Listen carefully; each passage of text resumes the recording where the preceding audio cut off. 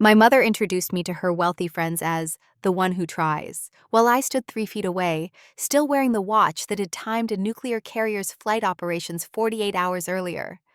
20 minutes later, a stranger would say 5 words that would shatter my family's perfect delusion. But here's what they never knew.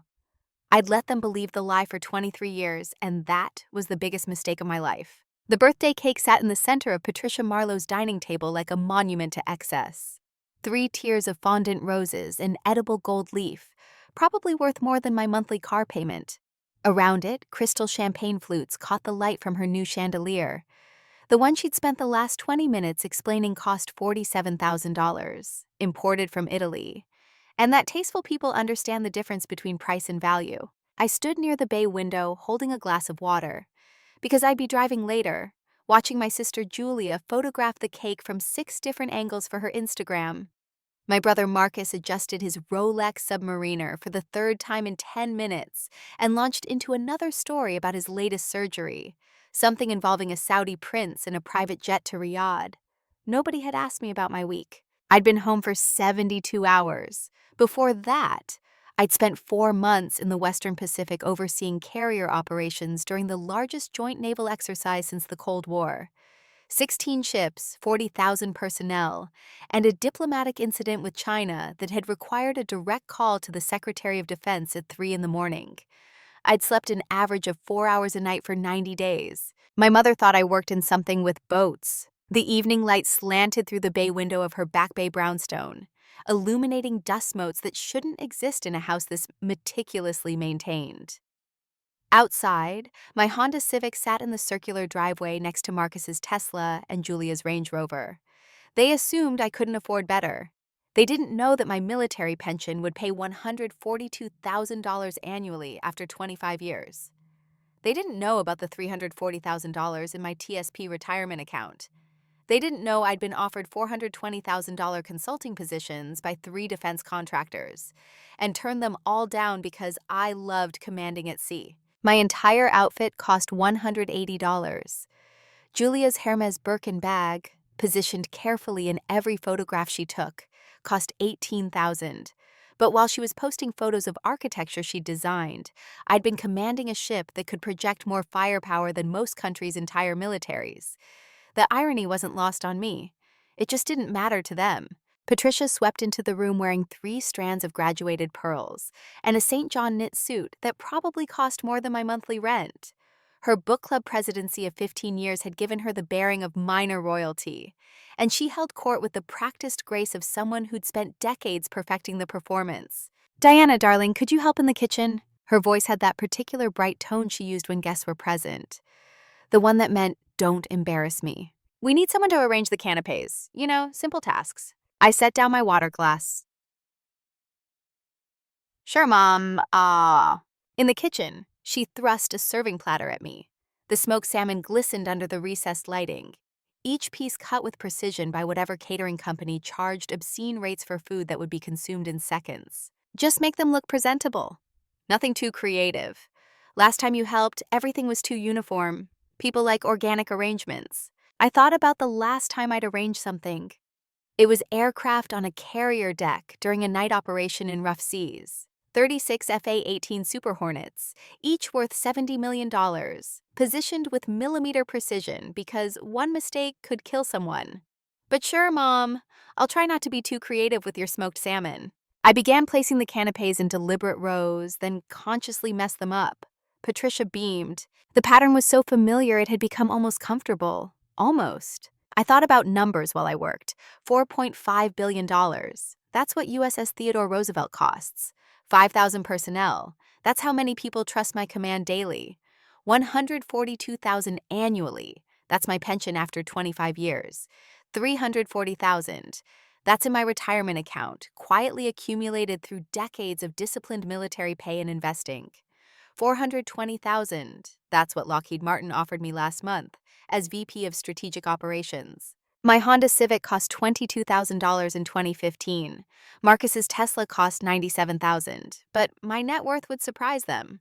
I didn't need their money, I didn't need their approval, but I wanted their respect. That was the mistake. The guests began arriving at 7. The Hendersons, the Whitmores, Sophia Caldwell, who owned the gallery on Newbury Street. Each entrance was a performance. Air kisses, exclamations about the chandelier, pointed observations about who was wearing what designer. I stationed myself near the bookshelf, a strategic position I'd learned from years of tactical training. Good sightlines, easy exit, close enough to appear engaged, but far enough to avoid direct fire. Patricia had arranged her books by color: cream, beige, taupe, nothing so garish as actual reading material that might clash with the aesthetic. I studied the spines while conversations flowed around me like water around a stone. The memories surfaced without permission, the way they always did. 23 years ago, the first family dinner after I'd been commissioned. I was 24, fresh from the Naval Academy, wearing my dress whites with ensign's bars gleaming on my shoulders. My father was still alive then, sitting at the head of this same table, asking what exactly I'd be doing in the Navy. I'd started to explain: surface warfare officer, destroyer operations, the training pipeline that would take me through schools in Newport and San Diego, the qualifications I'd need to earn, the watch stations I'd stand. Marcus, 14 years old at the time, had interrupted. "She's going to be on a boat, like those tourist cruises." Everyone had laughed. Julia, 27 and newly engaged, patted my hand with condescension that felt like acid. "It's sweet. Adventure before real life. Maybe you'll meet a nice officer and settle down." Patricia had worried about my skin, all that salt water and sun exposure. "You'll look 60 by 40, darling." I tried again. "Actually, I'll be managing." "Oh," Patricia had cut me off, her voice bright with relief at finding a better topic. "Julia, show everyone your engagement ring, 3 carats." That's when I stopped trying. Not out of spite, out of exhaustion. If they cared, they'd ask real questions. If they respected me, they'd listen to answers. They did neither, so I stopped offering information they didn't want. The test became a habit. The habit became a wall. The wall became so familiar I forgot it was there. Marcus found me by the bookshelf, drink in hand, Rolex catching the light. He'd made the adjustment again, that unconscious gesture that screamed new money trying to prove it belonged. The watch cost $14,000. I knew because he'd told me. Twice. "Diana." He smiled with the practiced warmth of someone who'd spent years perfecting his bedside manner. "You look tired. Everything okay?" What I wanted to say. I just spent 4 months in the South China Sea, preventing a diplomatic crisis that could have triggered a shooting war. I coordinated operations worth billions of dollars. I made decisions that affected the strategic positioning of the United States Navy across the Pacific theater. I'm not tired. I'm bone-deep exhausted from the weight of responsibility you can't begin to imagine. What I said: "Just a busy quarter. You know how it is." Right. Government work." He nodded with the vague understanding of someone who'd never bothered to learn what government work meant. "I keep meaning to tell you, we're always looking for capable people in hospital administration. Mass General has openings, good benefits, stable hours. It's not too late for a real career, you know." A real career. I took a sip of water and studied my brother's face. Handsome, confident, utterly convinced of his own importance. He'd saved lives. That mattered. He was good at what he did.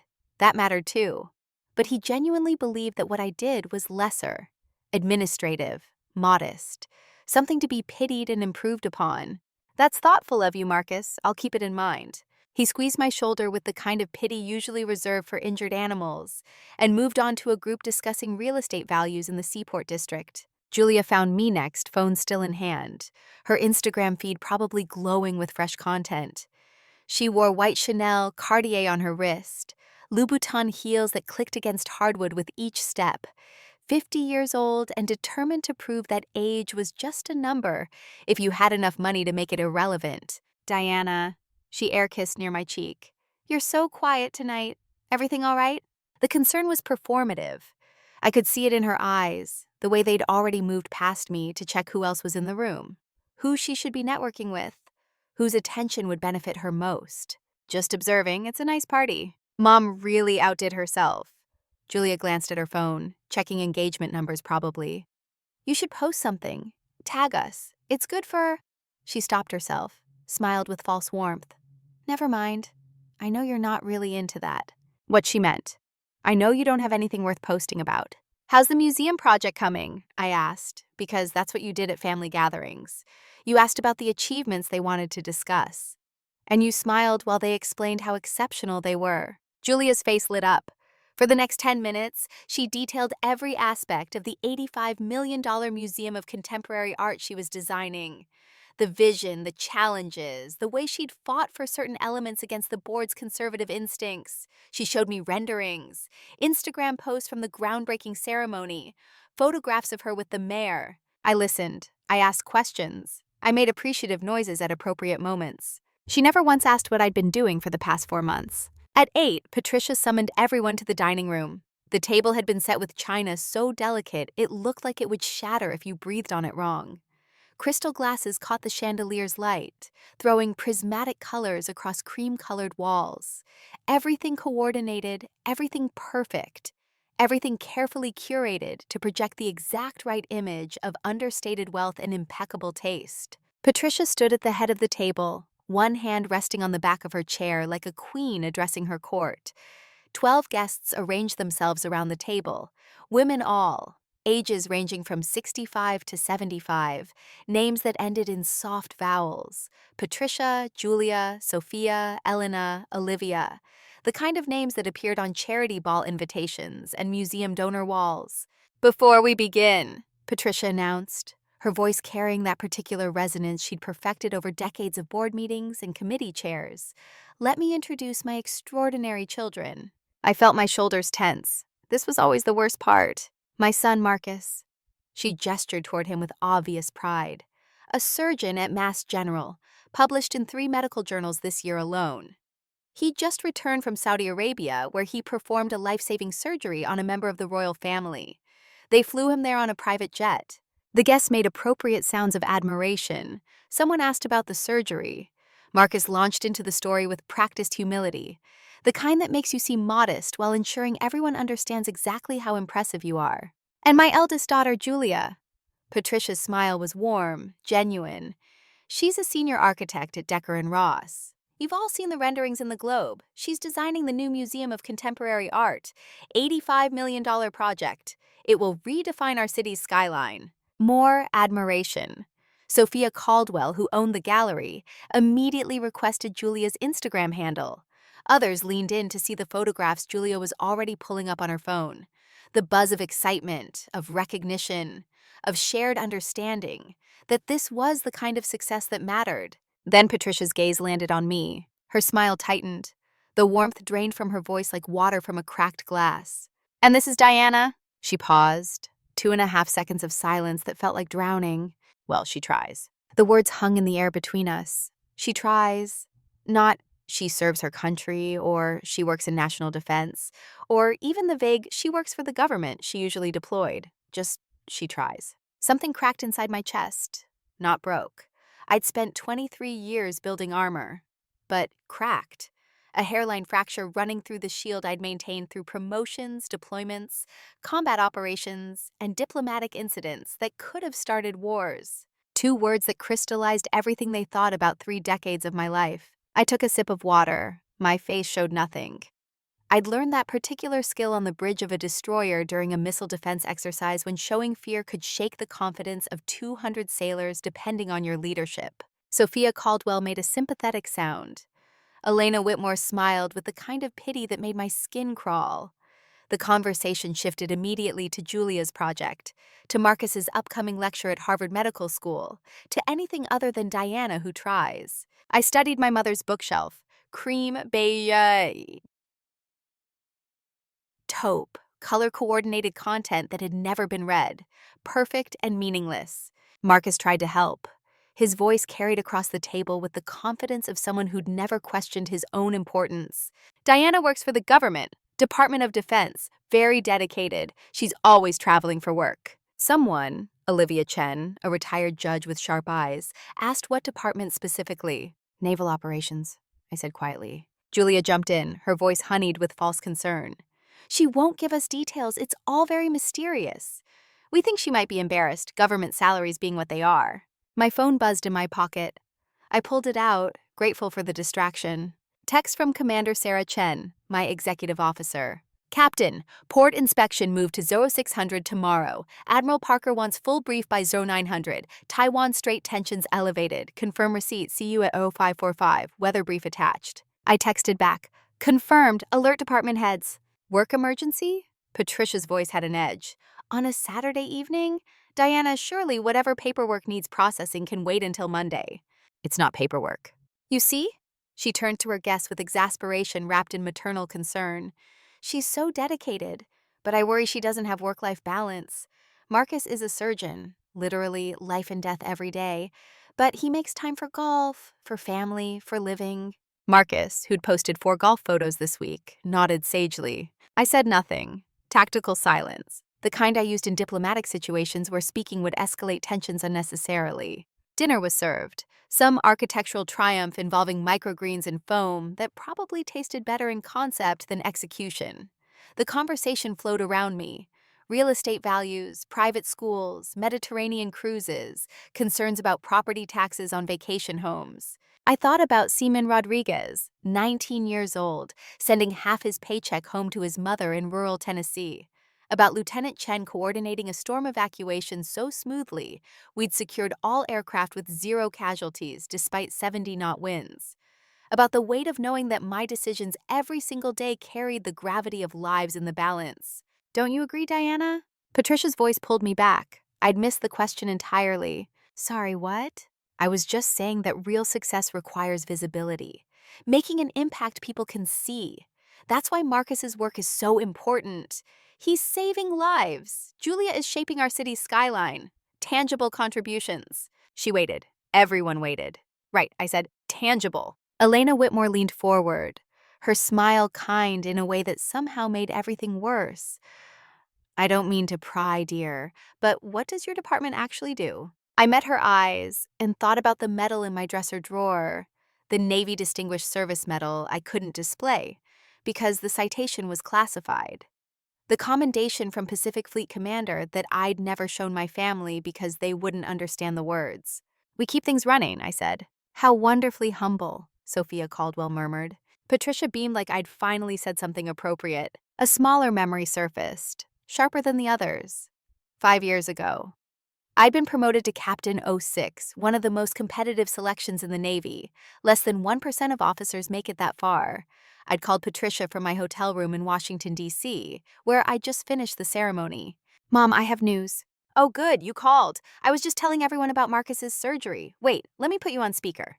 I'd heard voices in the background. A gathering, of course. What's your news, darling? I've been promoted to captain. That's wonderful. Captain of what? I tried to explain. That captain was a rank, not a position. That it meant I'd been selected for major command. That the promotion rate was less than 1%. That this was... Marcus, tell Diana about your patient, the one from the Times article. My news, whatever significance it held, had been buried under Marcus's achievement in seconds. I'd hung up, sat in that hotel room staring at my dress blues hanging on the closet door, the new eagles gleaming on the shoulder boards, and I'd made a decision. I wouldn't tell them anymore. Not about promotions, not about assignments, not about anything. If they wanted to know, they could ask. They never did. After dinner, we moved to the living room for cake and champagne. Patricia held court, describing the cake's provenance. The baker trained in Paris, the imported vanilla from Madagascar, the edible gold that was real gold, 24 karat, because details matter when you're celebrating 72 years of life well lived. Julia cut perfect slices, while Marcus poured champagne with the flourish of someone who'd watched too many movies about wealth. Patricia raised her glass. A toast to my extraordinary children, Marcus who heals the sick, Julia who builds our future. She paused, glass still raised. I knew what was coming. And Diana, who keeps showing up. We're proud of your persistence, darling. Glasses clinked, people drank. I smiled and thought about the last time I'd had to dress down a junior officer for a security breach. My exact words had been, if you ever compromise operational security again, your career will end before you finish this sentence. He'd shaped up, exemplary performance ever since. But here, I just sipped my water and thanked my mother for the kind words. Patricia's 8-year-old granddaughter, Sophie, Julia's daughter, materialized at my elbow. She had Julia's features, but none of the calculated polish yet. Just a kid in a dress that cost more than my monthly utility bill, holding an iPad and looking bored by adult conversation. Aunt Diana? I crouched down to her level, grateful for the interruption. Hey, Sophie? My teacher said people in the military are heroes. Are you a hero? The room went quiet. It was remarkable how a child's question could create the kind of silence that adult conversations never managed. I serve with heroes, sweetheart. Every sailor on my ship is doing something important.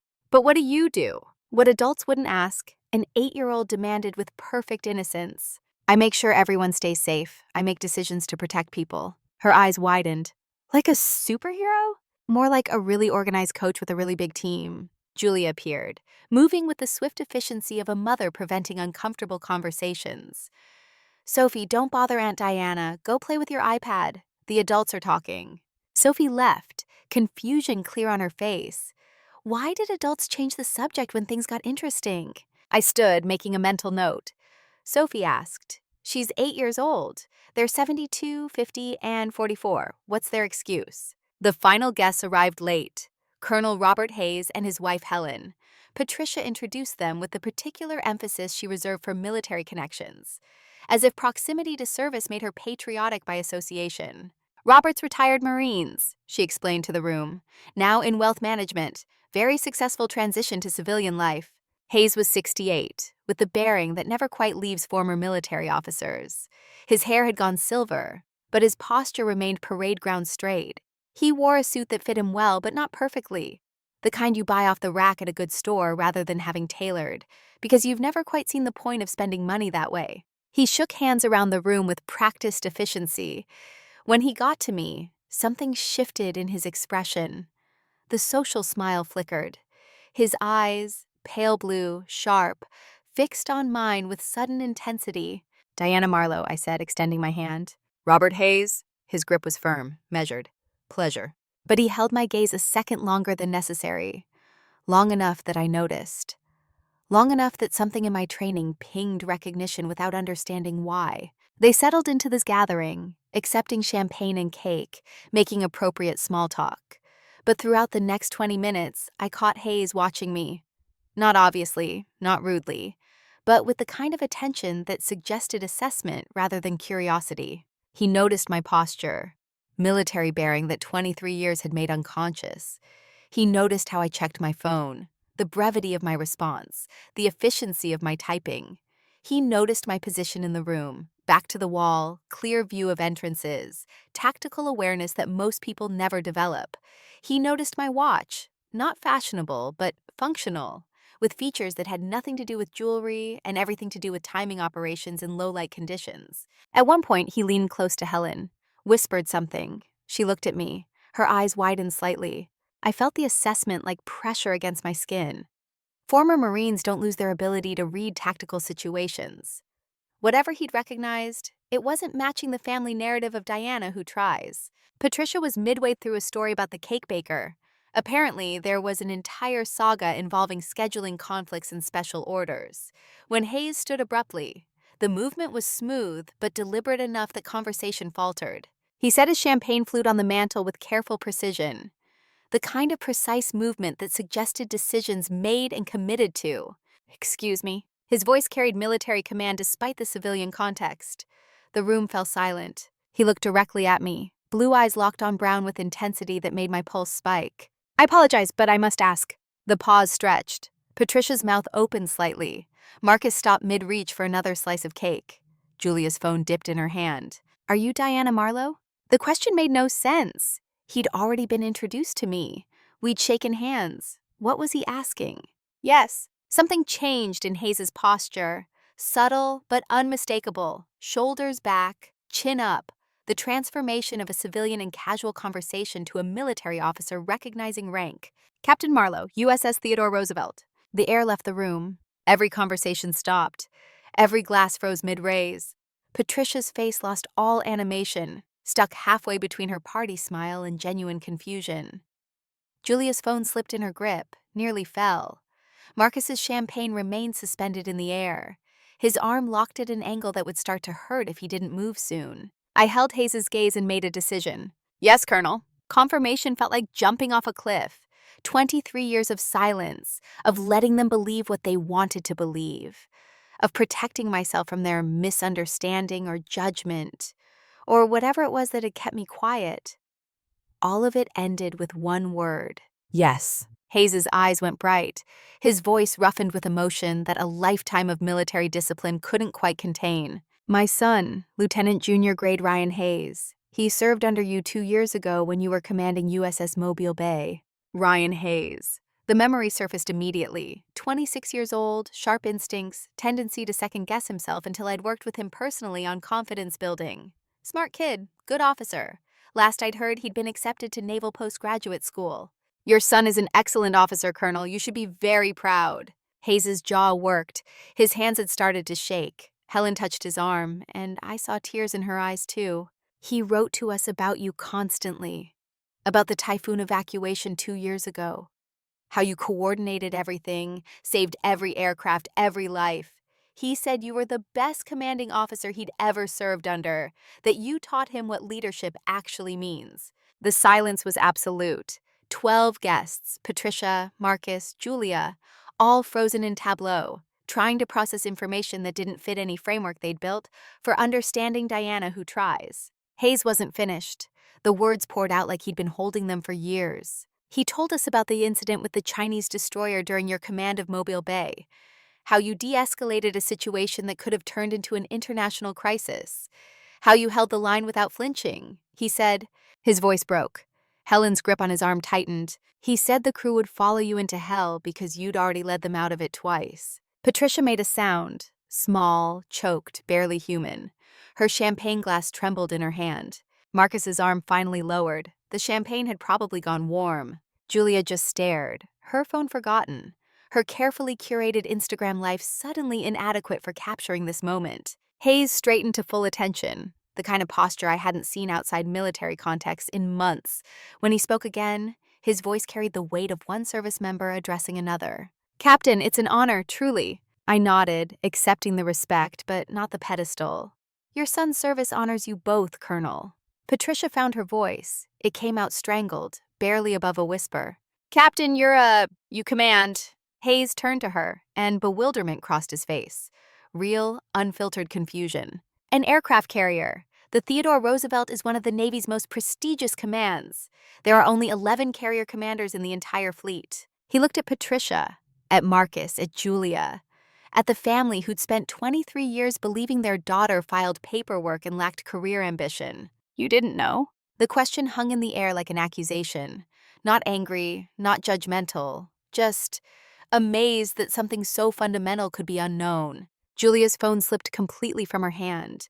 It clattered against the hardwood floor, the sound obscenely loud in the silence. Nobody moved to pick it up. Marcus's face had gone through several colors. White to red to white again. I watched him do the mathematics. Captain. 06. Same rank as a full colonel. His Rolex suddenly looked very small on his wrist. Patricia's voice had lost all its practiced brightness. She was looking at me like I'd materialized from another dimension. You never said. You told us you worked in logistics. I do, I said quietly. I manage the logistics of projecting American naval power across the Pacific theater. Command of a carrier strike group involves coordinating everything from air operations to diplomatic relations. It's one of the most complex leadership positions in the military. Sophia Caldwell made a sound like something had died in her throat. Elena Whitmore was staring at me with wide eyes. The Roosevelt, that's the carrier that was in the news last year, the Taiwan Strait crisis. I said nothing. Some things remained classified even in moments of revelation. You were in command during that? Elena's voice had gone up an octave. When everyone thought we might... I can't discuss operational details. Of course not. Hayes's voice was rough with emotion. Captain, I apologize. We've taken enough of your evening, but please know, Ryan comes home on leave next month. He'd be honored if you had time to meet for coffee. He speaks of you like you walk on water. I'd like that very much, Colonel. He extended his hand. I shook it. The grip was firm, the kind shared between people who understand what service actually costs. When he released my hand, he took a half step back and rendered the slightest nod. Not quite a salute in civilian clothes, but close enough that I understood. When Hayes returned to Helen's side, the silence held. Nobody seemed capable of speech. The party had fractured into before and after, and we were all suspended in the moment of breaking. My phone buzzed again. I pulled it out, grateful for something to do with my hands. Another text from Commander Chen. Also, SecDef's office called. They want you on VTC Tuesday to brief Pacific Fleet readiness posture, 1400 your time. Confirm when able.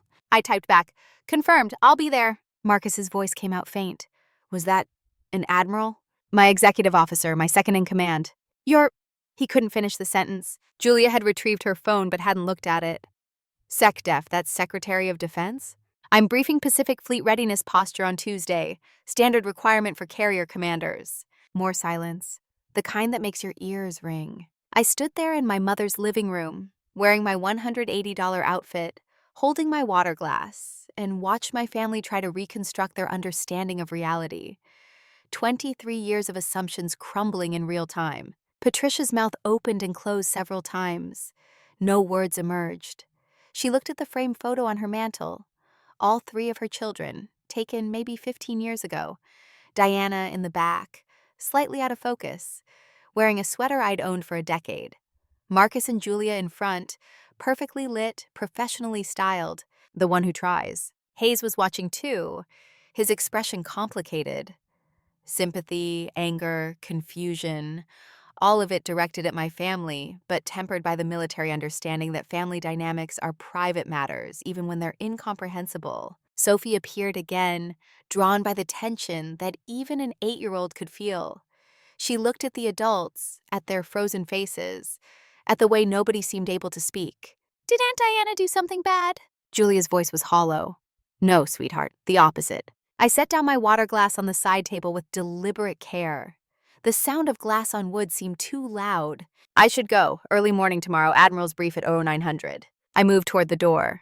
Nobody stopped me. Nobody spoke. At the threshold, I paused, looked back at my mother, who still hadn't moved, still hadn't found words.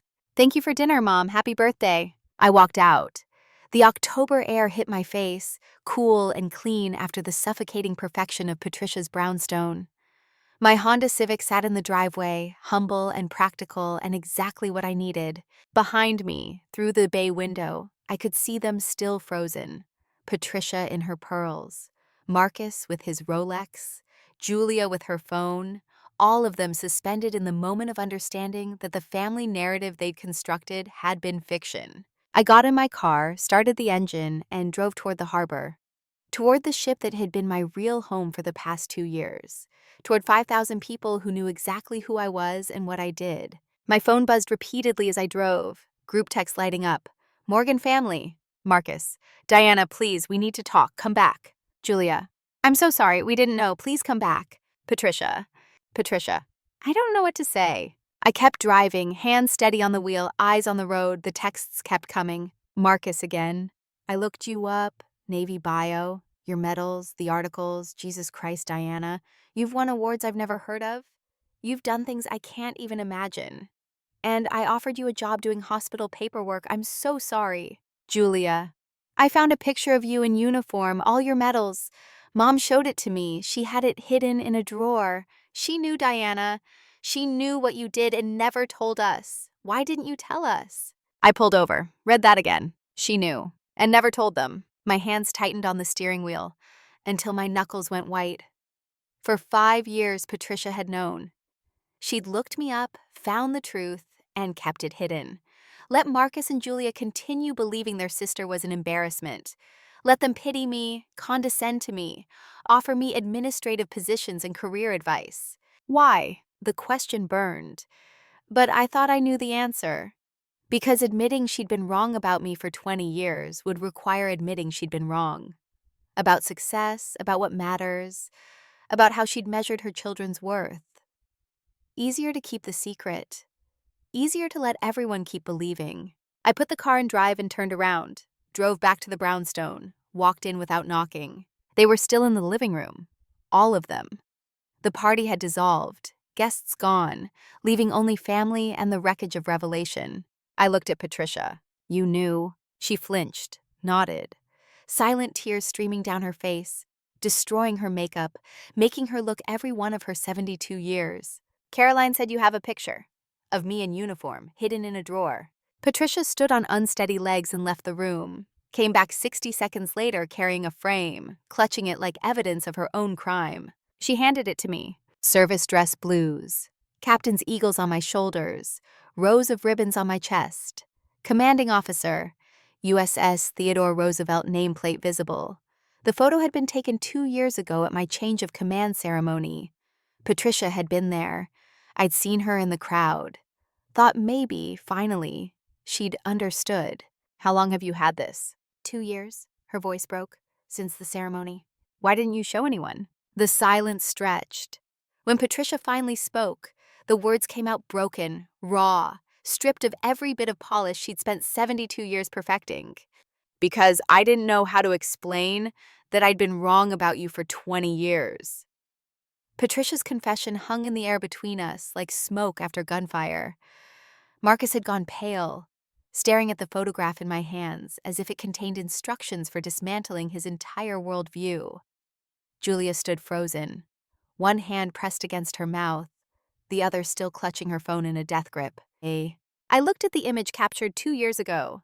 The ceremony had been formal, precise, everything the Navy did well. 5,000 sailors in formation, dignitaries from 3 countries, the band playing as I assumed command of the most powerful warship afloat. And my mother had been there, watching, understanding exactly what it meant, and then returning home to keep her mouth shut while her other children pitied me. When David Patterson came to our house 5 years ago, Patricia's voice fractured. She had to stop, gather herself. He was in uniform, about to deploy. He saw a photo of you on my mantle, your academy graduation picture. I remembered that photo. 22 years old, dress whites, single gold bar gleaming, young enough to believe that excellence would speak for itself. He said, "Is that Commander Morgan? She's my commanding officer. She's amazing." Patricia's hands twisted together. And I realized I had no idea what a commander was. No idea you were commanding anyone. Marcus sank into a chair. Mom, why didn't you tell us? Because then I'd have to admit I was wrong. About her, about what success looks like, about everything I'd believed for 20 years. The admission cost her. I could see it in the way her shoulders curved inward, the way her carefully maintained composure cracked like old porcelain. But I couldn't find sympathy yet. Not with 23 years of dismissal burning in my chest. So you just kept pretending? Julia's voice came out sharp. For 5 years? I kept hoping she'd bring it up, force the conversation, make me acknowledge it. Patricia looked at me, mascara tracking down her cheeks. But you never did. Because I was waiting for you to care enough to ask. The words came out flat, empty of the anger I felt. Tactical restraint. Don't escalate when you haven't assessed the full situation. We stood there in the wreckage of the birthday party, cake half-eaten, champagne going flat, the chandelier throwing prismatic light across a room that felt smaller than it had an hour ago. I need to sit down. I moved to the sofa, suddenly aware of how exhausted I was. 4 months of 4-hour nights, diplomatic crises, an operational tempo that would break most people. And then coming home to this. My body felt like lead. Patricia perched on the edge of her chair, back straight despite everything. Old habits die hard. Marcus and Julia arranged themselves at careful distances, like they weren't sure how close they were allowed to be anymore. Tell us. Marcus's voice was quiet. Please, tell us what you actually do. I thought about security classifications, operational security, the things I couldn't discuss even with family.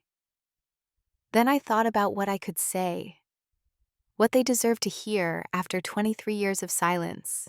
I command USS Theodore Roosevelt, CVN-71, Nimitz-class nuclear-powered aircraft carrier, 1,092 feet long, $4.5 billion, 5,000 personnel when fully staffed. We operate 75 aircraft, FA-18 Super Hornets, E-2 Hawkeyes, EA-18 Growlers, helicopters. I'm responsible for every single person and every piece of equipment on that ship. Julia's face had gone white. 5,000 people. When we're underway, I make decisions that affect international relations. Where we position, how we respond to threats when we launch aircraft, how we de-escalate situations that could trigger wars. Last year during the Taiwan Strait crisis, I stopped. I can't discuss details, but the president called me directly. 3 times. Patricia made a small wounded sound. I've been shot at. I've stood on a flight deck in a typhoon praying everyone survives the night. I've looked at satellite images of Chinese destroyers maneuvering aggressively and had to decide whether to stand down or hold position, knowing that either choice could have catastrophic consequences. My voice stayed level, but something underneath was starting to crack. And I have never, not once in 23 years, felt as small as I feel in this house. The words I'd held back for decades poured out like water through a broken dam. Do you know what it's like to be responsible for 5,000 lives, to make decisions where the wrong call could start a war, to miss sleep, miss holidays, miss everything normal people have, and then come home to be told I need work-life balance? To have my mother ask me to arrange appetizers because I'm good at simple tasks? Tears were streaming down Patricia's face now. Marcus looked like he'd been struck. Julia had pressed both hands to her mouth. I've been shot at, I repeated, and my voice finally broke. I've stood watch for 18 hours straight because we had a security threat, and I wouldn't ask my crew to do anything I wouldn't do myself. I've written letters to parents whose sons and daughters died under my command. I've negotiated with foreign admirals in 3 languages. I've briefed the Joint Chiefs, the Secretary of Defense, the President. Patricia's voice came out as barely a whisper. Diana! And you introduced me to your friends as the one who tries. Silence fell like a curtain, the kind of silence that has weight, that presses against your chest and makes breathing difficult. Colonel Hayes had been right to look bewildered. How could they not know? How could you share DNA with someone and understand them so little that you fundamentally misunderstood the shape of their entire existence? Marcus found his voice first. It came out hoarse, stripped of his usual confidence. I told you it wasn't too late for a real career. Jesus Christ, Diana. I offered you administrative positions while you were commanding. He couldn't finish, put his head in his hands. You both thought so little of me that you never questioned it. I looked between Marcus and Julia. Not once, not in 23 years. You just accepted that I was the disappointing one. That's not, Julia started. It is, be honest. She closed her mouth, looked down. The silence was answer enough. I stood, feeling every hour of sleep I'd missed over the past 4 months pressing down on my shoulders. The photograph of me in uniform still sat on the coffee table where Patricia had placed it. 2 years hidden in a drawer. 2 years of knowing the truth and saying nothing. Here's what's going to happen. My voice had found its command tone, the one that made 5,000 sailors straighten their spines. I love you. You're my family. But I'm not coming to these gatherings anymore where I'm treated like the family embarrassment. Diana, please! Patricia reached for me. I'm not finished. The sharpness in my voice made her hand drop. If you want to know about my life, you're going to have to ask, really ask. And listen, not just take photos for Instagram or brag to your friends. Listen like you care about the answer. I moved toward the door, then stopped. One more thing that needed saying. If you want a relationship with me, it's going to be on terms that respect who I actually am, not who you wanted me to be, not who fits your definition of success, who I am. Marcus stood. We want that. I swear we want that. Then you're going to have to prove it, because I'm done being invisible in my own family. I walked out for the second time that night. The October air had gotten colder, sharp enough to sting. Behind me, through the window, I could see them collapsed into various positions of devastation. Patricia crying openly now, all pretense of composure abandoned. Marcus with his head still in his hands. Julia standing alone, phone forgotten, staring at nothing. The drive to my apartment in Cambridge took 20 minutes through empty streets. I'd bought the place 5 years ago when I made captain. Modest, affordable, nothing that would draw attention or require explanation. 2 bedrooms, minimal furniture. Everything functional rather than decorative. My retirement plan sat in TSP accounts and conservative investments, not in real estate that needed constant maintenance while I deployed for months at a time. Inside, I dropped my keys on the counter and stood in the silence.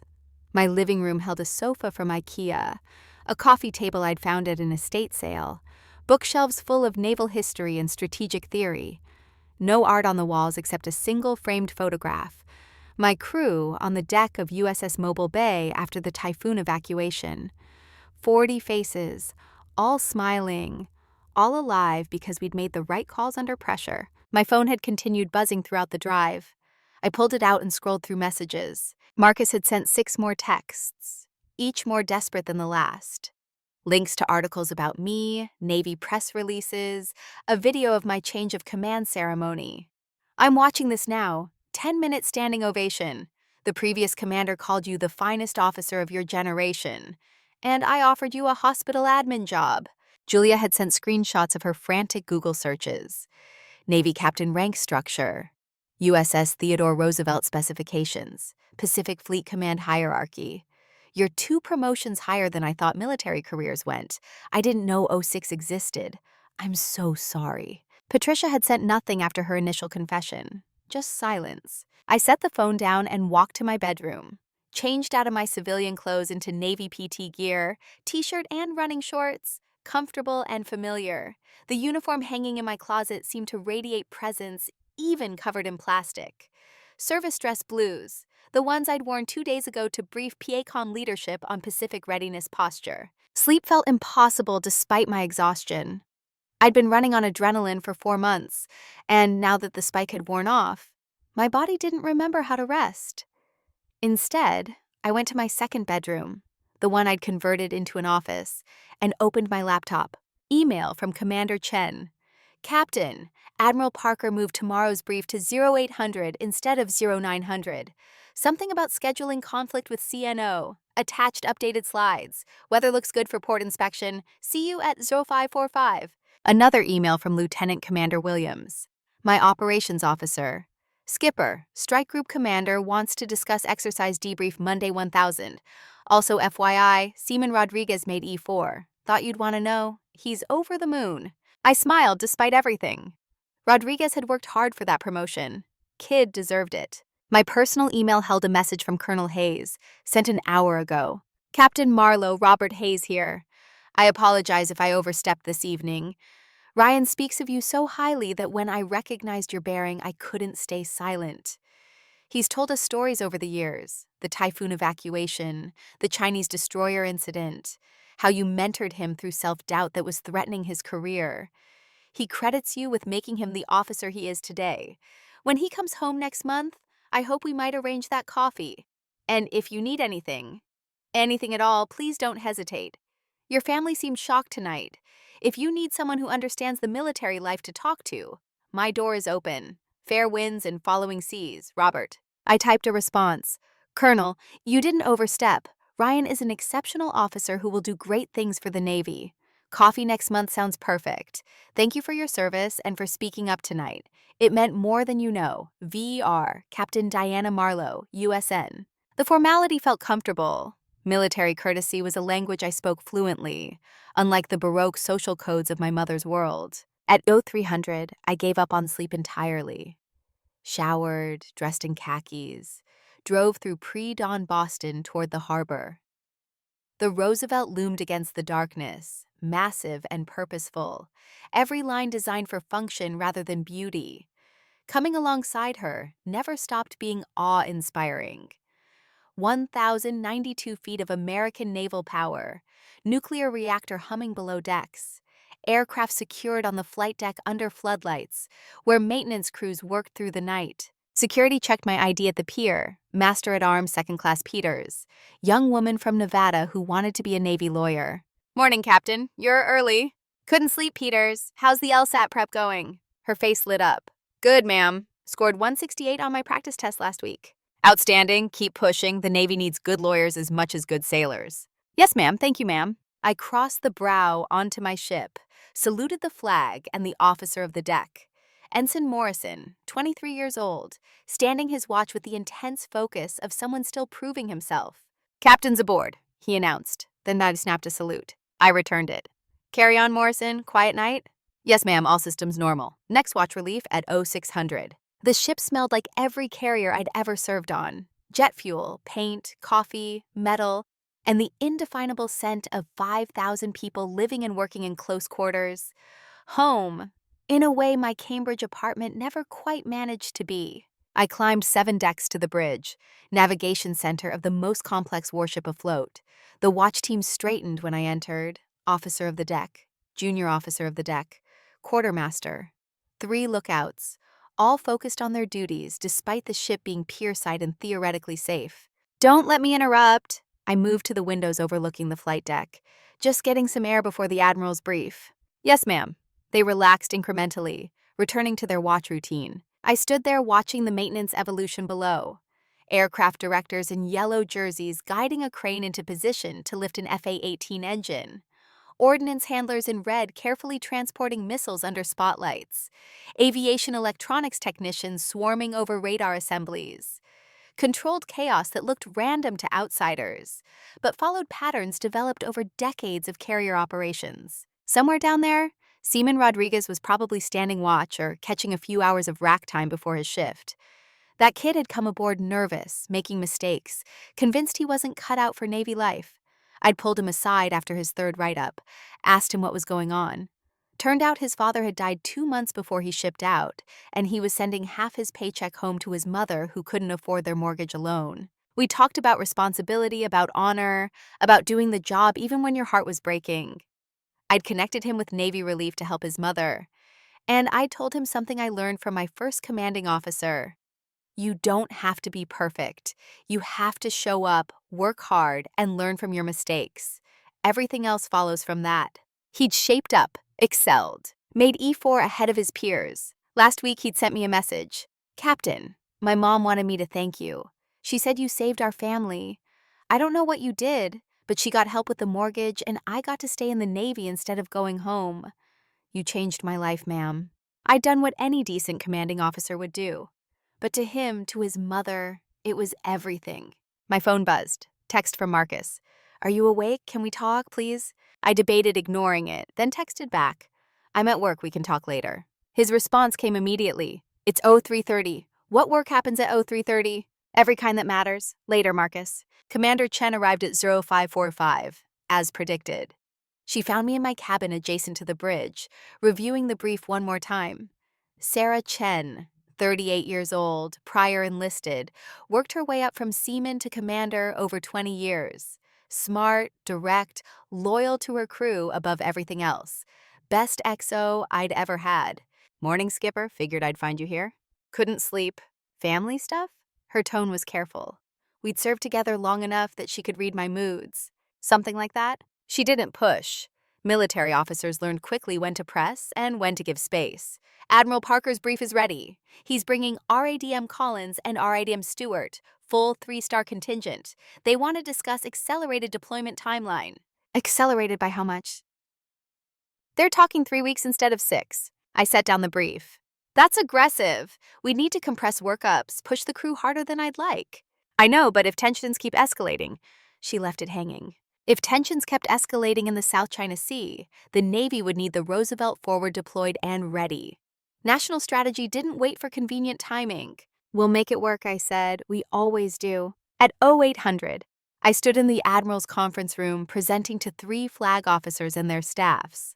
Admiral Parker, Vice Admiral Collins, Rear Admiral Stewart, 12 stars between them, decades of experience, power that shaped Navy policy across the Pacific. I clicked through slides showing readiness metrics, training evolution completeness, personnel status, material condition, every metric green, every requirement exceeded. The Roosevelt was ready for anything they asked of us. Captain Marlowe, Admiral Parker leaned forward. Your assessment, if we move deployment up 3 weeks, what's your confidence level? Hi, sir. We'd compress the timeline, but the crew is experienced and motivated. I'd want additional time for one more air wing integration exercise, but we can make it happen. Concerns? Personnel tempo, sir. We just came off a 6-month deployment. Bringing them back out after only 3 months stateside is going to strain families and test retention. I'll need liberty adjustments and family support programs enhanced. He nodded. Agreed. Make it happen. You'll have whatever support you need. Yes, sir. The brief wrapped at 0945. As admirals filed out, Vice Admiral Collins paused. Captain, excellent work as always, and congratulations on the Navy Times article. They called you one of the finest carrier commanders of this generation. Well-deserved recognition. Thank you, sir. When they'd gone, Chen appeared at my elbow. Navy Times article? Published 3 months ago while we were underway. I forgot about it. Can I read it? I pulled it up on my phone, handed it over, watched her face change as she scrolled. Jesus, Skipper. They interviewed 4 former CNOs. All of them mentioned you specifically. One called you the gold standard for carrier command. I took the phone back. It's just PR. It's not. You know it's not. She studied my face. Something happened last night. My family found out what I do, thanks to Colonel Hayes recognizing me. They didn't know you were... She stopped. How do you hide being a carrier commander for 2 years? You don't tell them, and they don't ask. Understanding dawned in her eyes. We'd had enough late-night conversations for her to know the basic shape of my family dynamics. How'd they take it? About how you'd expect. Shock, confusion, guilt. My mother apparently knew for 5 years and never said anything. Chen whistled low. That's cold. That's Patricia. We stood in silence for a moment. Then Chen said something that hit harder than she probably intended. Your crew would walk through fire for you. They know exactly who you are. Maybe that's enough. Maybe it was. Maybe it had to be. The rest of Saturday passed in operational rhythm. Maintenance inspections, personnel reviews, coordination meetings. At 1600, I was walking the hangar bay when I spotted Lieutenant Junior Grade Kayla Washington working on an aircraft engine with intensity that suggested she was trying to solve a personal problem through mechanical work. Washington? She snapped to attention. Ma'am? At ease, everything all right? Yes, ma'am, just... Boyfriend broke up with me last night, via text, while I'm on duty. She tried to smile. Figured I'd channel the anger productively. I'd been there. Different details, same pain. His loss, Washington. Anyone who breaks up via text isn't worth your time. That's what my chief said, ma'am. Your chief is right. How's the engine coming? Should have it back online by 2000, ma'am. Outstanding work. Carry on. As I walked away, I heard her mutter to her fellow mechanic. The captain asked how my engine's coming. The actual captain. Dude, she knows everyone's name. It's freaky. It's awesome. I smiled despite everything. This was why the silence with my family had been bearable for so long. I had 5,000 people who saw me, knew me, respected me. It should have been enough. But the wound from last night still bled. At 1900, I finally left the ship. Drove back to Cambridge in weekend traffic, stopped at the grocery store because my refrigerator held nothing but condiments and questionable leftovers. Standing in the produce section, staring at lettuce, I suddenly felt the weight of the past 4 months crash down. My phone rang. Julia. I considered not answering, then hit accept. Diana, thank you for picking up. What do you need, Julia? To apologize properly, can I come over? I'm at the grocery store. Which one? I told her. 20 minutes later, she appeared wearing jeans and an MIT sweatshirt I'd never seen her in. Julia always dressed like she was attending a gallery opening. This version looked smaller, younger, uncertain. Can I help you shop? Her voice was tentative. Sure. We moved through aisles in silence for several minutes. She grabbed things without being asked. Coffee, milk, bread. Things she'd seen in my apartment on previous visits, back when our relationship was surface level enough to be comfortable. At the checkout line, she spoke again. I spent all night reading about you, everything I could find. Articles, Navy press releases, that video of your change of command ceremony. Her voice cracked. I watched Ryan Hayes talk about you in an interview after he made lieutenant. He said you taught him that leadership isn't about being perfect. It's about being present. About seeing your people as humans, not assets. I loaded groceries onto the belt without responding. The reporter asked him who his role model was. He said Captain Diana Marlowe, without hesitation. She's the kind of officer the Navy needs more of. She makes everyone around her better just by believing in them. Julia's hands were shaking. And I thought you filed paperwork. Julia, let me finish, please. She took a breath. I'm not going to make excuses. There aren't any. I assumed you were less successful because you didn't talk about success the way Marcus and I do. You didn't post on social media. You drove an old car and lived modestly. So I assumed you couldn't afford better, that your career was... She couldn't finish. The cashier was trying very hard to pretend she wasn't listening while scanning items with glacial slowness.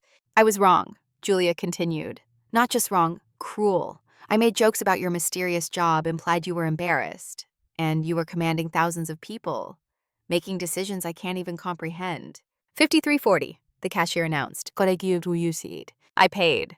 Julia grabbed half the bags without asking. We walked to our cars in the parking lot. I don't know how to fix this, she said finally. But I want to try. Really try. Not just apologize and go back to how things were. I want to actually know you. I loaded bags into my trunk.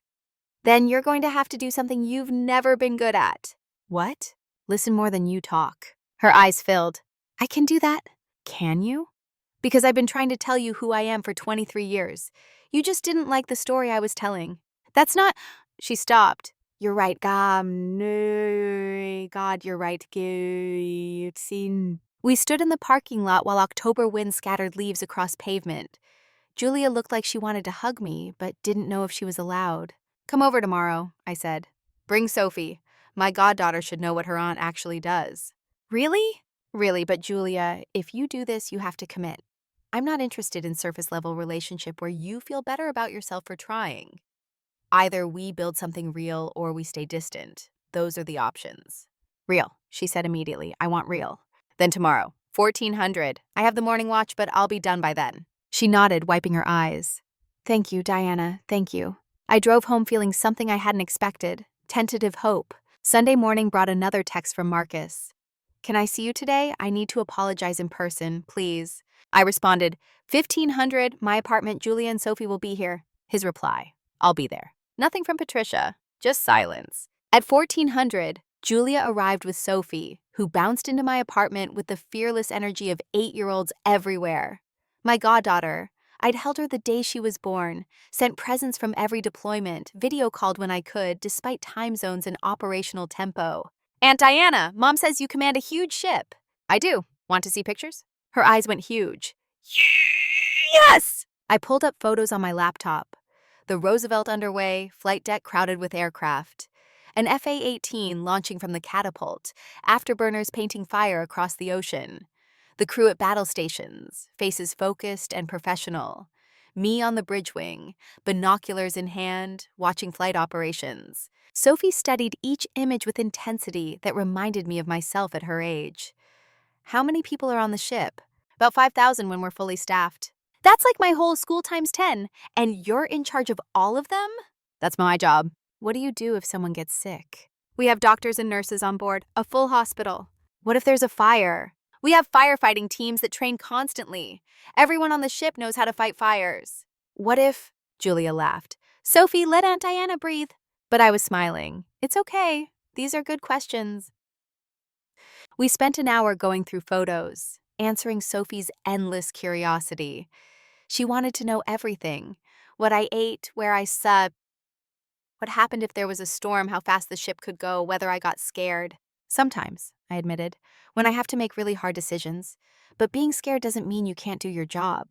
It means you care about getting it right. Sophie absorbed this with the seriousness of someone learning an important truth. My teacher says brave people aren't scared, but that's not true, is it? Brave people are scared and do it anyway. Marcus arrived at 1500 carrying flowers. Roses, expensive. The kind of gesture that substituted money for thought. He stopped when he saw Sophie surrounded by photos of carrier operations. Uncle Marcus! Sophie ran to him. Aunt Diana commands a ship with 5,000 people and 75 airplanes, and it has a hospital and... I know, sweetheart. His voice was rough. I just found out. He set the flowers down and looked at me. Can we talk? Privately? I glanced at Julia, who nodded. Sophie and I will go get ice cream. Give you two space. When they'd gone, Marcus stood in my living room looking lost. The confidence that usually wrapped around him like expensive cologne had vanished, leaving someone smaller and more human. I'm sorry. 2 words. Inadequate for 23 years, but clearly sincere. For what specifically? I wasn't going to make this easy. For everything. For assuming. For never asking. For offering you admin jobs when you were... His voice broke. Diana, I'm a surgeon. I spend my days making life or death decisions. I thought that made me special, important. It does. Your work matters. But you make decisions that affect thousands of lives. International relations, strategic positioning. You briefed the president, and I told you that you lacked work-life balance. The silence stretched. I found the Navy Times article, he continued. Read it 3 times. They interviewed people I've only read about. Former chiefs of naval operations, retired admirals. One of them said you were the finest carrier commander he'd seen in 40 years. Said you had the rare combination of tactical brilliance and genuine compassion for your crew. Marcus, let me finish, please. He sat heavily on my sofa. I also found an article about the typhoon evacuation, how you coordinated everything perfectly despite 70-knot winds and 12-foot seas. Zero casualties, zero aircraft damage. The article quoted a sailor who said, Captain Marlowe stayed on the bridge for 18 hours straight. She wouldn't leave until every aircraft was secured and every sailor accounted for. That's the kind of leader you'd follow anywhere. His hands were shaking. And I offered you a job processing insurance claims. You didn't know. I should have. That's what kills me, Diana. I should have asked. Should have cared enough to learn who my sister actually was, instead of assuming she was less than me because her success didn't look like mine. He looked up and his eyes were red. I'm not asking for forgiveness. I don't deserve it. I'm just asking for a chance to do better, to actually know you, to be a brother worth having. I sat across from him. It's going to take time, Marcus. Trust doesn't rebuild overnight. I know. I'll take whatever you're willing to give. Then here's what I need. Stop comparing. Stop measuring success by your metrics. What I do matters. What you do matters. They're different kinds of important. Can you accept that? Yes, absolutely yes. And if I deploy and can't talk for weeks, that's not personal. That's operational security. Can you handle that without feeling rejected? I'll learn to. Then we can try. But Marcus, if you slip back into old patterns, I'm done. I mean it. I won't keep putting myself in positions where I feel invisible. Understood. Thank you, Diana. God, thank you. Julia and Sophie returned with ice cream for everyone. We spent the evening in my small living room, Sophie asking endless questions, Julia and Marcus listening to answers they should have sought years ago. It wasn't perfect. Old habits kept surfacing. Marcus starting to talk over me, catching himself. Julia reaching for her phone, putting it away. But they were trying. At 1900, my phone rang, Commander Chen. Skipper, sorry to interrupt your liberty. Admiral Parker wants to move the deployment brief up to tomorrow's 0900. He's got Pentagon officials coming in and wants carrier commanders present. I'll be there. Thanks for the heads up. When I hung up, Marcus asked quietly, do you always work like this, 7 days a week? When we're preparing for deployment, yes. Once we're underway, it's different. Structured watch rotations, time for planning, but preparation is constant. How do you not burn out? Sometimes I do. Then I remember why it matters. Julia's voice was soft. Show him the photo, the one from Mobile Bay. I pulled out the framed picture from my bookshelf. 40 sailors, faces bright with relief and pride, standing on a deck still wet from the typhoon that had nearly killed us all. We had 45 minutes to secure every aircraft before the storm hit. If we'd failed, if even one aircraft had broken loose, 70-ton missile in 70-knot winds destroys everything it touches. Could have killed dozens. I traced the faces in the photo. These people trusted me to keep them safe. They did their jobs perfectly. Not one mistake, not one hesitation, and we all went home alive. All went. Marcus stared at the photo. That's why you do it. That's why I do it. At 2100, they left. Julia hugged me carefully, like I might break. Marcus gripped my shoulder with emotion he couldn't voice. Sophie made me promise to show her the ship someday. When they were gone, I stood in my apartment feeling the weight of possibility. Rebuilding trust would take months, maybe years. But for the first time in 23 years, it felt possible. My phone buzzed one more time, a text from Patricia. I don't know how to fix what I've broken, but I want to try. When you're ready, I love you, I'm sorry. I stared at those words for a long time, then typed back, I love you too.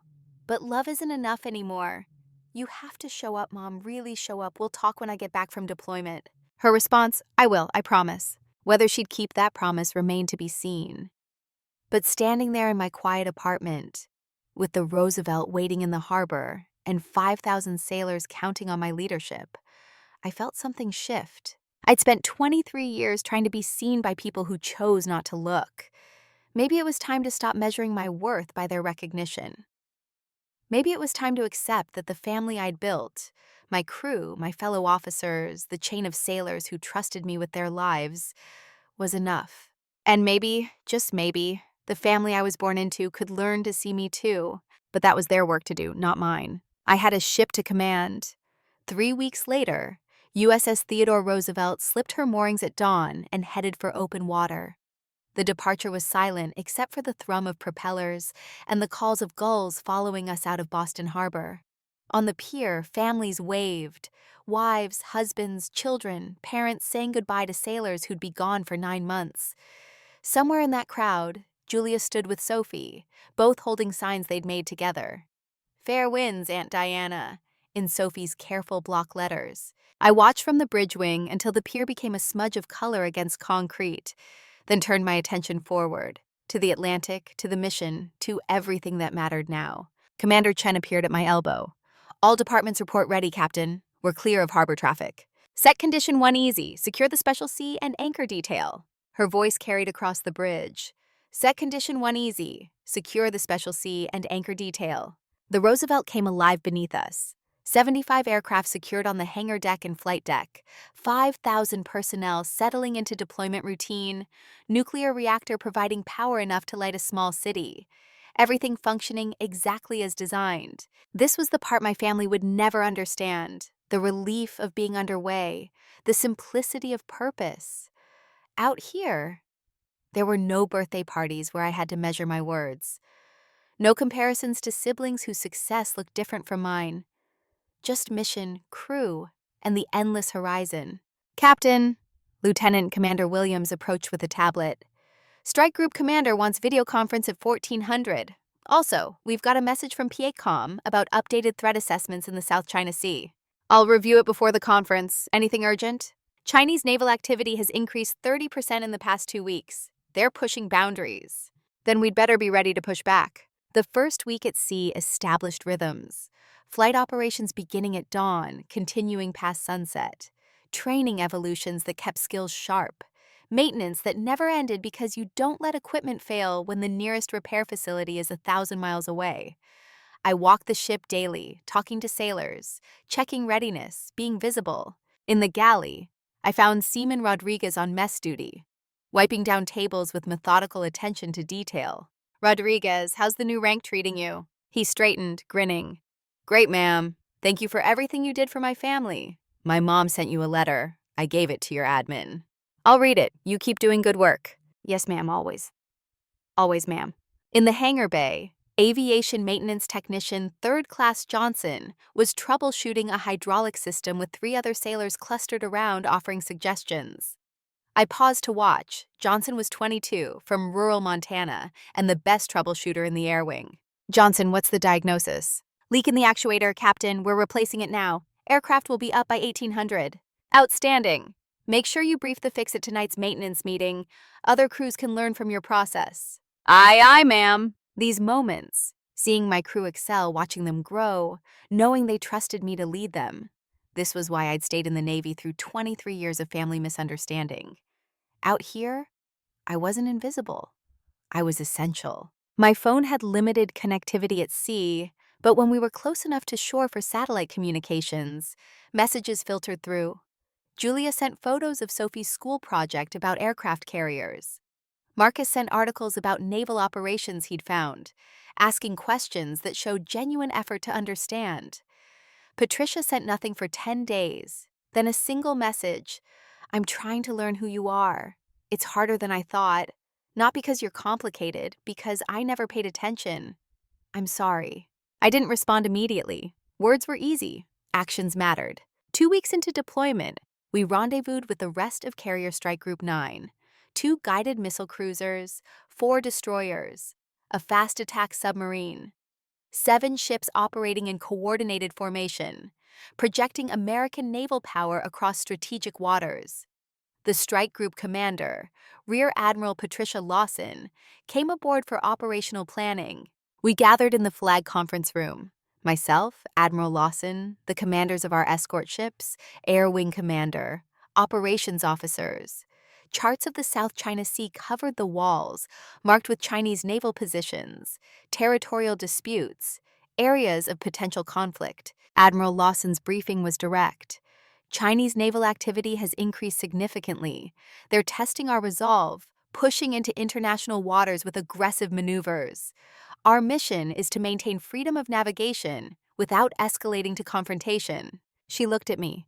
"Captain Marlowe, the Roosevelt is our centerpiece. Your decisions in the next 6 months will directly impact U.S.-China relations. I trust your judgment, but understand the whole world is watching."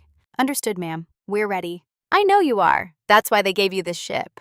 The meeting lasted 4 hours, working through scenarios, discussing rules of engagement, establishing communication protocols. When we broke, Admiral Lawson asked me to stay behind. Diana, off the record, how's your crew? Strong, ma'am. Morale is high. Readiness metrics are excellent. And you doing okay?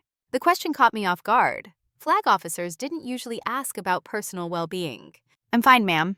You're 3 weeks into a 9-month deployment, carrying more responsibility than most people face in a lifetime. And you're operating in waters where one wrong move could trigger an international incident. Fine is a word people use when they don't want to admit they're struggling. I met her eyes. Admiral Lawson had commanded a carrier herself 8 years ago. She understood. My family found out what I do. After 23 years of thinking I filed paperwork, they discovered I command this ship. It's been complicated. How complicated? My mother knew for 5 years and never told my siblings. They all thought I was the disappointing one, the one who tried but never quite succeeded. Admiral Lawson's expression hardened. And now? They're trying to make it right, asking questions, showing interest. But I'm out here, and they're back there, and I don't know if the distance is geographic or permanent. Can I tell you something? She leaned back. When I made Admiral, my father, retired Army colonel, told me he was proud. First time in 40 years he'd said those words. I was 52 years old, and I cried like a child because I'd waited my whole life to hear it. What changed? Nothing. He'd been proud all along.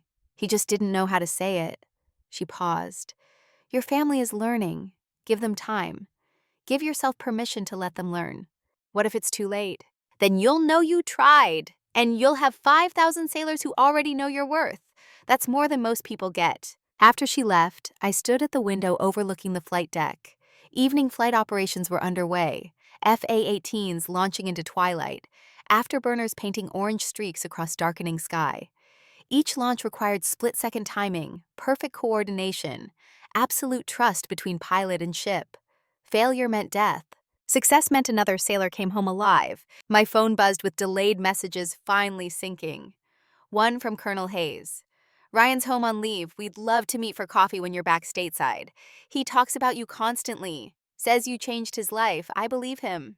Another from Julia. Sophie asked if you ever get scared. I told her brave people get scared all the time. She said, Aunt Diana taught me that. You're teaching my daughter things I never learned. Thank you. One from Marcus. Read an article about carrier commanders. It said the selection rate is 0.3%, less than 1% of 1%. Diana, you're part of the most elite leadership group in the military, and I offered you a job processing insurance forms. I'm going to spend the rest of my life making up for that. Nothing from Patricia. At week 4, we crossed into the South China Sea. Tensions that had been theoretical became concrete. Chinese surveillance aircraft circled at 50 miles, monitoring our every movement. Their destroyers shadowed us, maintaining legal distance but making their presence known. We were operating in international waters, but the message was clear.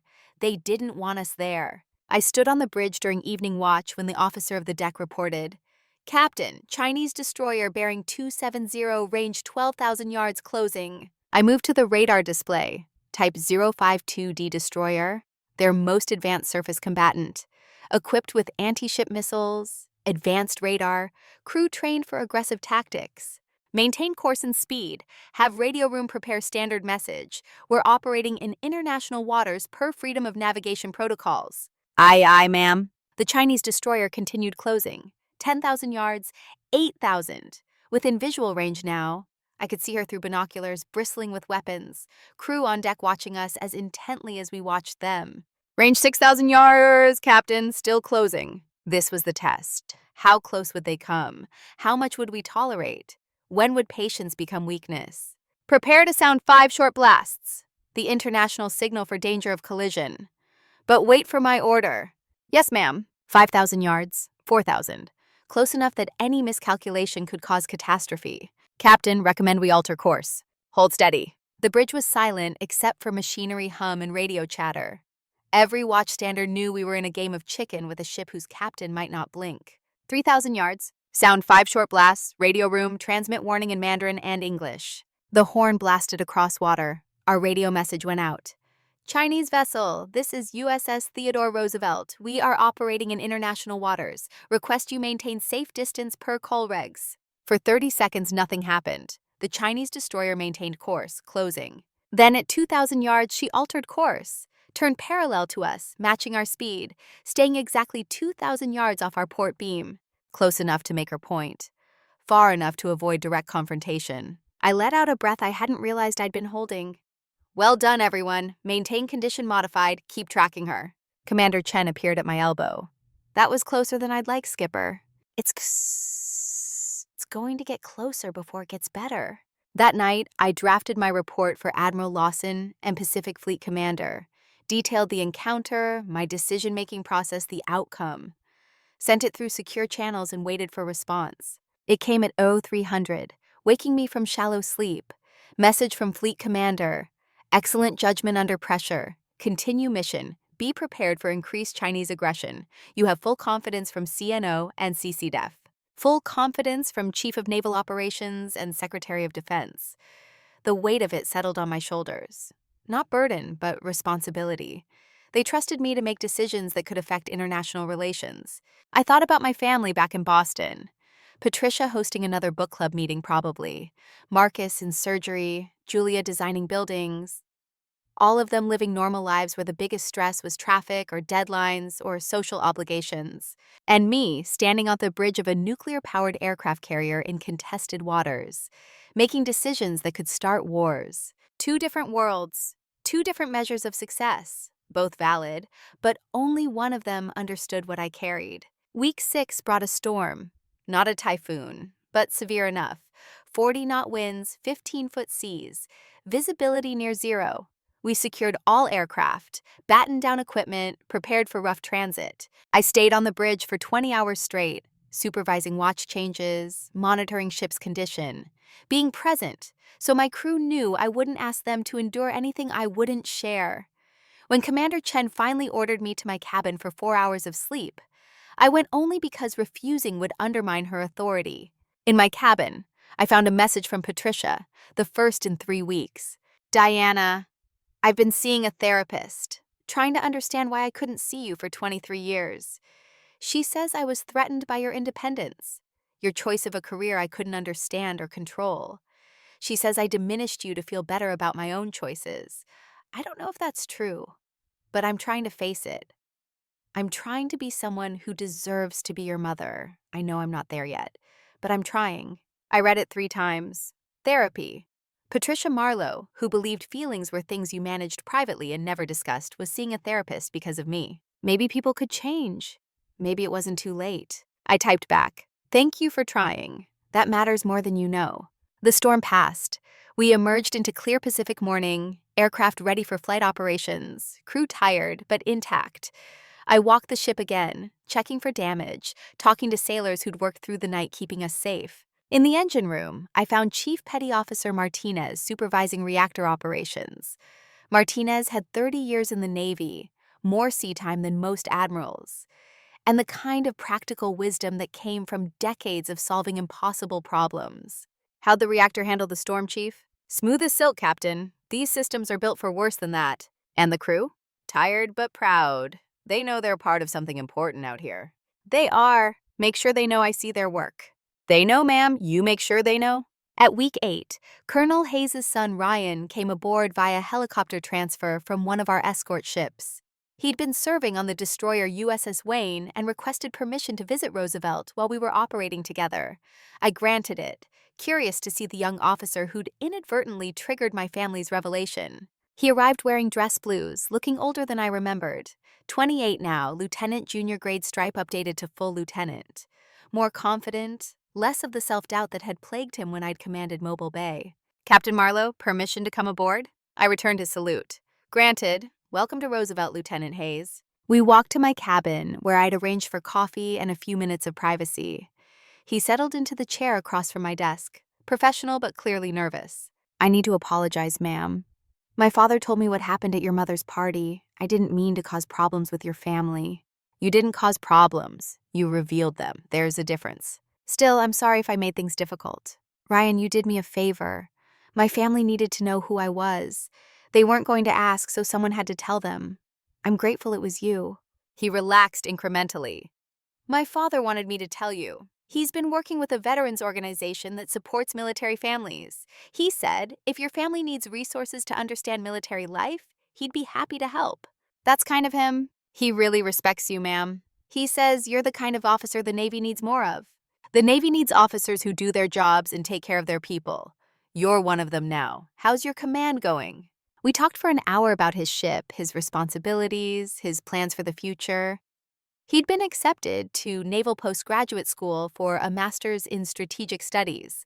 His confidence had solidified into genuine competence.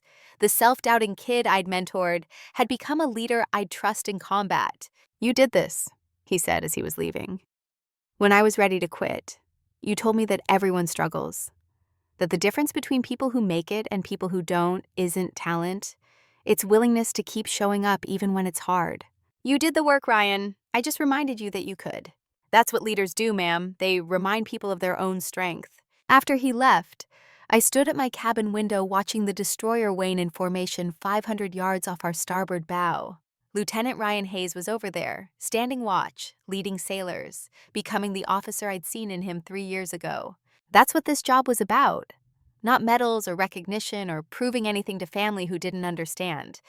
It was about making people better, about seeing potential and helping it grow, about sending young officers like Ryan into the world knowing they could handle whatever came next. Week 9 brought the message I'd been dreading and expecting. Proceed to South China Sea Contested Zone. Conduct freedom of navigation operation per established protocols. Exercise extreme caution. Rules of engagement attached. A freedom of navigation operation meant sailing through waters China claimed, but international law recognized as open. It was diplomatic chess played with warships, every move calculated for political impact. Admiral Lawson's video conference was brief. This is what we're here for, Diana. You'll transit the contested zone at best speed, demonstrate our commitment to international law, and exit without incident if possible. And if China decides to make it an incident, then you use your judgment. The rules of engagement give you authority to defend your ship. But understand, any shots fired will make international news within minutes. Every decision you make will be analyzed by presidents and prime ministers. No pressure, ma'am. She smiled grimly. You've got this. I wouldn't have recommended you for carrier command if I didn't trust you completely. We entered the contested zone at dawn on day 63. Chinese surveillance aircraft immediately swarmed. Fighters, reconnaissance planes, maritime patrol aircraft, all circling just outside weapons range. Their destroyers closed to minimum legal distance, 4 ships boxing us in. I stood on the bridge wing watching their formation. They were good, disciplined, coordinated, sending a clear message without quite triggering confrontation. Captain, Commander Chen's voice had tension underneath the professional calm. Chinese fighter just made a close pass on our starboard side, within 1,000 feet. Air Wing Commander is requesting permission to launch alert fighters. Negative, that's what they want, for us to escalate, maintain formation, continue course. Aye, Captain. The Chinese fighter made another pass, closer this time, close enough that I could see the pilot through my binoculars. Young face behind a helmet, expression unreadable. Captain, that was within 500 feet. That's dangerous flying in anyone's book. I picked up the radio handset. Chinese aircraft, this is USS Theodore Roosevelt. You are operating dangerously close to U.S. naval vessels. Request you maintain safe distance. No response. Just another pass. Close enough that the jet wash rocked our smaller vessels. This was the moment. The test. What would I do? Launch fighters and escalate? Maintain course and risk collision? Alter course and signal weakness? I thought about Admiral Lawson's words. Use your judgment. I thought about the president who'd called me 3 times during the Taiwan Strait crisis. I thought about 5,000 sailors whose lives depended on my decisions. All vessels, maintain course and speed. Air Wing Commander, have alert fighters man aircraft but do not launch unless I give explicit order. Radio room, transmit to Chinese forces in Mandarin. We are operating in international waters per established law. We seek no confrontation but will defend ourselves if necessary. The message went out. For 90 seconds, nothing changed. Chinese aircraft continued circling. Their destroyers maintained aggressive positioning. Then, slowly, the Chinese forces began pulling back. Not retreating, just opening distance. The fighters climbed to higher altitude. The destroyers backed off to 3,000 yards. Testing completed. Message received on both sides. We transited the contested zone without firing a shot, without launching aircraft, without backing down. 4 hours of knife-edge tension resolved through discipline, training, and the willingness to hold the line. When we cleared the zone, Admiral Lawson's message came through. Textbook execution, SecDef sends congratulations. Well done, Theodore Roosevelt. Commander Chen found me on the bridge wing, where I'd been standing for 6 hours straight. Skipper, you should rest. I know. That was as tense as anything I've experienced. You made it look easy. It wasn't easy. It was terrifying. But you didn't show it. The crew stayed calm because you stayed calm. That's the job. She studied my face. You're going to get another medal for this. You know that, right? I don't do this for medals. I know, that's why you deserve them. That night, I sat in my cabin composing messages home. To Julia. Had an interesting day at work. Can't discuss details, but thought of you and Sophie. Hope you're both well. To Marcus. Surgery save any lives today? I kept 5,000 sailors safe.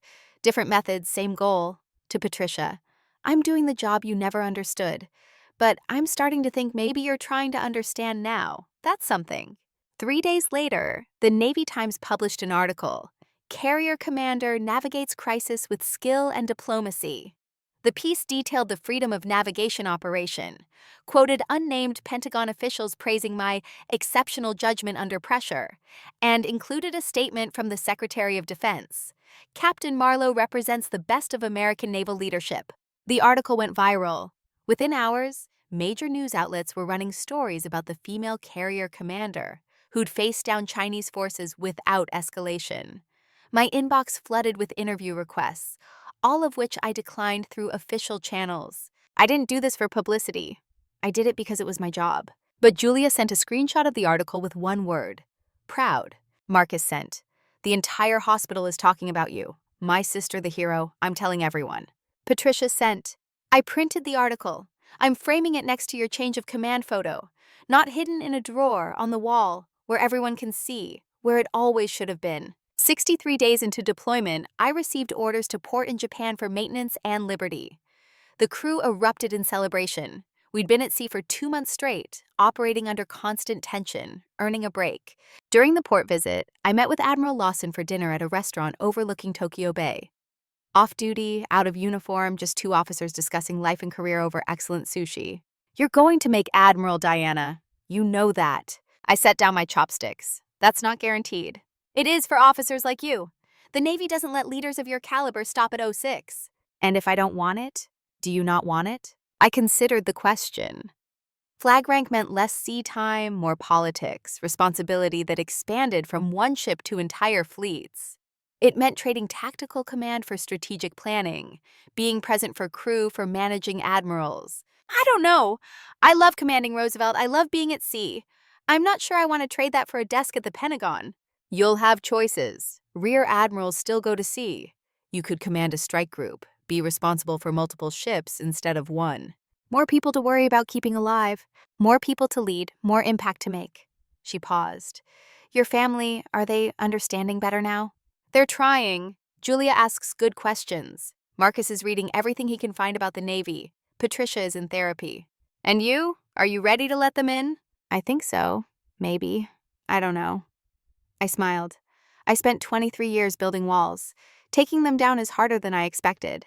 Walls protect us, but they also isolate us. Finding the balance, that's the real challenge. We talked into the night about leadership, family, the cost of service, the reward of purpose.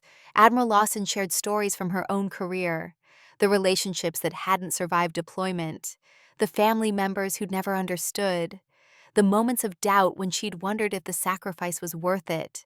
But then you stand on the bridge, she said, and you look at your crew, and you know this is exactly where you're supposed to be. Not because it's easy, because it matters. Yes, your family is learning that now. They're learning that what you do matters. Give them time to understand how much. The deployment continued. Weeks became months. Flight operations, maintenance, training, port calls, more operations. The rhythm of life at sea, simultaneously monotonous and meaningful. Messages from home arrived in bursts when we had connectivity. Sophie sent drawings of aircraft carriers, with stick figures labeled Aunt Diana on the bridge. Julia sent questions about leadership that showed she was genuinely trying to understand. Marcus sent articles with his commentary, asking if I agreed with the analysis. Patricia sent regular updates on her therapy, her reading about military life, her attempts to grasp what she'd missed for 23 years. I responded when I could, brief messages between 12-hour watches and endless responsibilities. Building bridges across 8,000 miles of ocean. Month 7 brought another crisis. Chinese forces conducted live-fire exercises 50 miles from our position, missiles splashing into international waters, clear warning that they considered us unwelcome. We maintained course, documented everything, transmitted reports through secure channels. No escalation, no confrontation. Just professional execution of our mission despite pressure designed to make us leave. The crew was tired by then. 7 months at sea wore on everyone. But they were also proud. They knew they were part of something important. Every sailor aboard understood that their presence in these waters, their professional excellence, their willingness to stay despite tension, it mattered strategically. At month 8, we received orders to return home. The transit across the Pacific took 2 weeks, giving the crew time to decompress, to transition mentally from deployment to homecoming. I stood on the bridge wing as we approached American waters, watching sunrise paint the sky orange and gold. Behind me, the ship hummed with anticipation. Ahead, somewhere beyond the horizon, families waited, including mine. We pulled into Boston Harbor on a cold March morning, 9 months after we departed. The pier was crowded with families holding signs, children bouncing with excitement, spouses scanning the ship for first glimpse of loved ones. I spotted Julia and Sophie immediately, Julia holding a banner that read, "Welcome home, Captain Diana," while Sophie jumped up and down waving a small American flag. Marcus stood beside them wearing a USS Theodore Roosevelt ball cap he must have ordered online. And Patricia stood slightly apart, watching the ship with expression I couldn't quite read from this distance. The reunion was chaos. Families flooding aboard, sailors embracing loved ones, children crying and laughing. I'd granted liberty to most of the crew, keeping only essential watchstanders aboard. Sophie hit me like a small missile, wrapping arms around my waist. "Aunt Diana, you're home!" "I'm home, sweetheart." Julia hugged me carefully, tears streaming. 9 months. God, I missed you. Marcus's hug was brief but genuine. "Welcome back. You're a legitimate celebrity now. That Navy Times article got picked up everywhere." Then Patricia. She approached slowly, uncertainty in every step. "Diana." "Mom?" We stood there, 2 feet apart, an ocean of history between us. "I know I don't deserve," she started. I hugged her, cut off the apology with action, felt her stiffen in surprise, then collapse into the embrace, crying. "I'm sorry, I'm so sorry." "I know, we'll work on it." We spent that evening at Patricia's brownstone, but it felt different. She'd changed things. The photograph of me in uniform now hung in the living room, prominently displayed. On the bookshelf, a small collection of books about naval operations, carrier command, military history, all showing signs of being actually read. "I've been learning," she said quietly, "trying to understand what you do. It's more complicated than I thought." It's complicated, but it matters. Sophie demanded stories about deployment. What was it like? Were there storms? Did I get scared? Did the planes really go that fast? I answered honestly. Yes, there were storms. Yes, I got scared sometimes. Yes, the planes were incredibly fast and incredibly loud. Marcus asked technical questions about the Chinese encounters, the freedom of navigation operation, how decisions got made under pressure. Julia asked about leadership, about managing 5,000 people, about keeping everyone safe. Patricia mostly listened, watched, absorbed, learning. At the end of the evening, she pulled me aside. "I've been going to a support group for families of military members. Colonel Hayes runs it. You're Ryan's father." He mentioned something about that. He told me things I should have known, about deployment stress, about the weight of command, about what it costs to serve. Her voice broke. "I should have learned this 23 years ago. I should have cared enough to understand." "You're learning now. That counts for something." "Does it? Can you forgive me?" I thought about that question. Forgiveness was complicated. The hurt was real. The years of dismissal couldn't be erased. But people could change. Patricia was changing. "I'm not there yet. I admitted. But I think I could be if you keep trying, if you keep showing up, really showing up. Maybe we can build something new. I'll keep trying. Trying on, I promise. 3 weeks later, Colonel Hayes arranged the coffee meeting he'd promised. Ryan joined us, now preparing for his master's program. We sat in a small cafe near the harbor, 3 naval officers of different generations, talking about service and leadership and what it meant to wear the uniform. Colonel Hayes had stories from his Marine career, deployments to Iraq, commanding infantry units, the burden of decisions that cost lives even when you made the right call.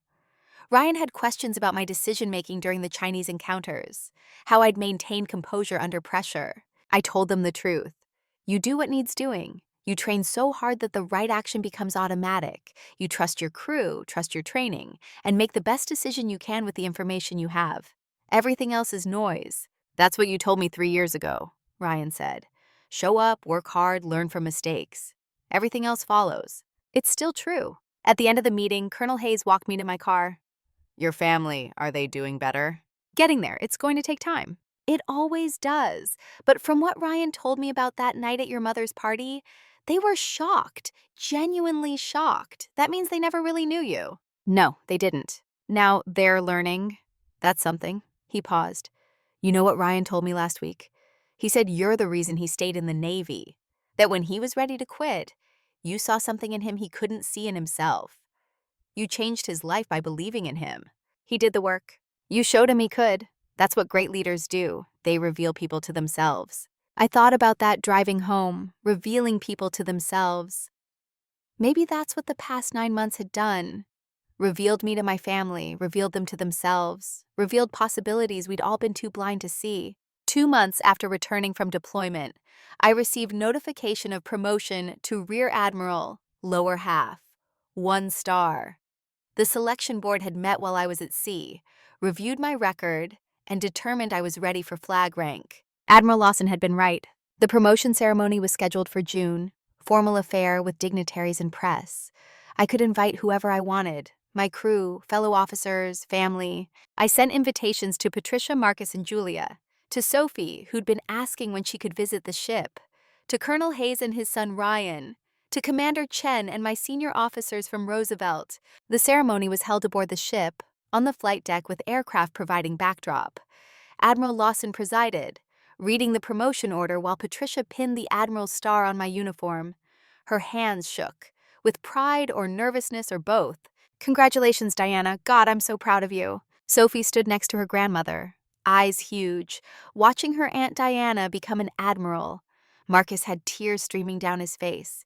Julia was recording everything on her phone, but not for Instagram, for family archives, for Sophie to watch someday and know her Aunt Diana had done something extraordinary. In my acceptance speech, I kept it brief. Thanked my crew, my fellow officers, my family, both military and civilian. Acknowledged that leadership wasn't about rank or recognition. It was about service, about making people better, about showing up every day and doing the work that mattered. I've been fortunate to serve with exceptional people who taught me everything I know. I've commanded sailors who made me proud every single day. And I've learned that success isn't measured by how visible you are. It's measured by how many people you help become their best selves.